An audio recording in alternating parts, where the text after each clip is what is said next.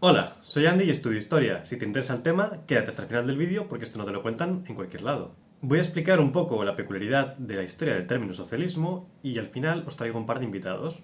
Hoy tenemos una visión distorsionada porque concebimos el socialismo como un tronco del que salen varias ramas que son versiones de la izquierda. Pero esto se debe a la potencia que tuvieron tanto la socialdemocracia como el comunismo en el siglo XX.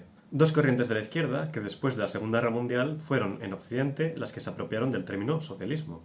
Pero para entender lo que significa socialismo, tenemos que ir al origen del término y a su trayectoria en el siglo XIX, antes de que la socialdemocracia y el comunismo conquistasen un Estado. Representativo e ignorado es un apartado del Manifiesto Comunista de 1848 que se dedica a criticar las diferentes corrientes de socialismo que había entonces. A unos se los califica de crítico-utópicos, a los cuales les reconocen méritos, pero critican por cínicos e idealistas. A otros directamente los consideraban reaccionarios, feudales, pequeñoburgueses, conservadores, burgues conservadores. Ahí es donde metían a Proudhon.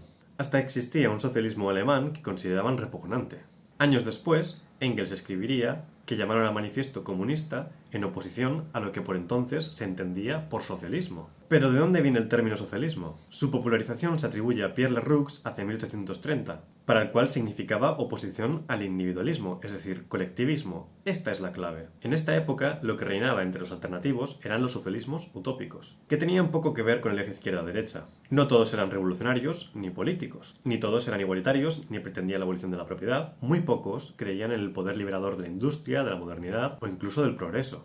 Lo que pasa es que aunque conozcamos un par de nombres y un par de ideas, son bastante desconocidos. Incluso los que tuvieron continuidad como Owen o Proudhon lo fue a través de otros. ¿Y quién se acuerda, por ejemplo, de Leroux, Karl Grun o Sismondi?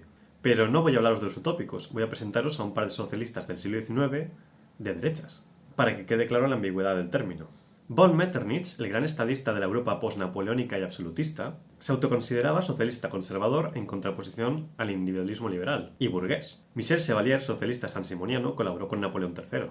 Lawrence von Stein, no tengo claro si se consideraba a sí mismo socialista porque depende de la fuente que consultéis os dice una cosa o la otra, os lo cito porque fue muy influyente y llegó a ser hasta el consejero del emperador de Japón. Von Stein decía que el Estado alemán podía implantar una agenda socialista para reducir la tensión social, y criticaba a los utópicos que el socialismo requería de la nación. La Escuela Historicista Alemana de Economía, a sus miembros se les llamaba socialistas de cátedra. Pero quitando el bismarckiano Adolf Wagner, pocos aceptaban para sí mismos el término socialista. Pero el mismísimo Bismarck admitió el término socialismo de Estado. Rothbertus fue un economista hoy olvidado que propuso todo un socialismo de Estado en el cual la propiedad privada de la tierra se llegaba a abolir, se repartían los beneficios de los capitalistas, aunando monarquía con nacionalismo alemán. Algo parecido intentó el ideólogo carlista Vázquez de Mella cuando habló de sociedalismo. Sociedalismo. Esto ha quedado un poco marginado en la historia porque no llegaron a formar movimientos de masas. Pero es que quitando la Francia de final de siglo, la derecha en Europa no movilizó masas hasta después de la Primera Guerra Mundial. Aprovecho para comentar que la extrema derecha francesa es precisamente la que más historia tiene, aunque se olvide.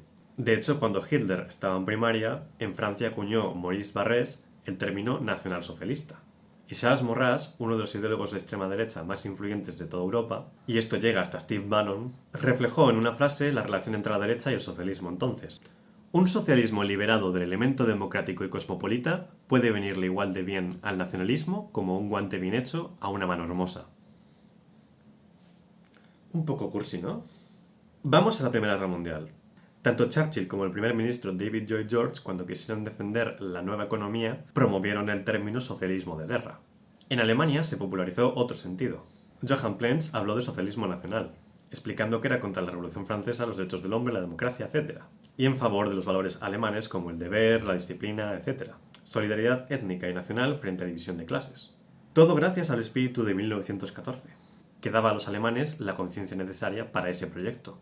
En la misma línea, desde el movimiento revolucionario conservador, Oswald Spengler consideraba el marxismo un capitalismo de los trabajadores y clamaba por un verdadero socialismo inscrito en la tradición prusa que consistía en administrar la fuerza nacional y no expropiarla. Vamos, que había 500 ideas de socialismo. Lo que compartían era la integración o la subordinación en una colectividad mayor, de la que somos parte, a la que nos debemos y que nos sustenta de alguna manera. En el caso de los nazis, el socialismo era un fin que suponía la subordinación natural e incuestionable de todos los miembros de una nación-raza. Económicamente, la base era subordinar la economía a la nación, nada más. Podía ser de la forma que fuese. Termino contrastando al filósofo liberal Escotado con el historiador Stanley Payne. En una entrevista de Pablo Iglesias a Antonio Escotado, Escotado afirmó con fuerza con el tópico de los comunistas y los nazis son iguales porque son socialistas. Sin recibir contestación, dijo cosas como que Hitler era el primero en hablar contra la propiedad. Nunca he visto una prueba al respecto. Lo más parecido que he visto en Mi lucha o algún programa es cuando habla de socializar la propiedad que está destinada a la especulación. Y Mi lucha es un libro que se accede muy fácil en internet. Y hay partes en las que se habla con total naturalidad de la propiedad, por no hablar de lo que hicieron desde el gobierno, porque no se puede definir abstractamente lo que tiene historia. Eso sí, gracias a esto descubrí que existían algunos nazis que diferían con Hitler. Los hermanos Strasser, quienes defendían limitar la propiedad e incluso se planteaban abolirla, sobre todo en el campo, donde se montarían comunas arias. Hasta se planteaban cooperar con la Unión Soviética. ¿Pero qué fue de ellos? Aunque no fue solamente por ideas, Hitler asesinó a uno en la noche de los cuchillos largos y al otro pues se tuvo que exiliar.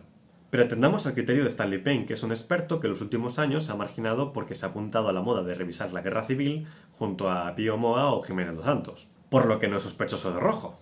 En su Historia del fascismo, que está muy bien por cierto, califica de demagógico el uso del término socialismo que hacía Hitler, y da valor a cuando el propio Führer dijo que socialismo era una expresión desafortunada. Payne también resume la economía nazi y explica que lo único que había nacionalizado eran los bancos que habían rescatado los gobiernos anteriores a Hitler, y que se dedicó a privatizar y a montar cárteles. Eso sí, durante la Segunda Guerra Mundial a Hitler le salieron ranas, que pedían nacionalizaciones. Hitler les decía que cuando ganasen la guerra hablarían, al mismo tiempo que a los industriales y otros jerarcas del partido les decía que eso no ocurriría. Los nazis perdieron y entonces cabe el espacio pues para la especulación. Espero que os haya gustado y que sirva un poco para aclarar cualquier comparación, que se puede incluso se debe hacer, pero no de cualquier manera. Si queréis más sobre fascismo y otros temas, suscribíos y compartid. Gracias y hasta la próxima.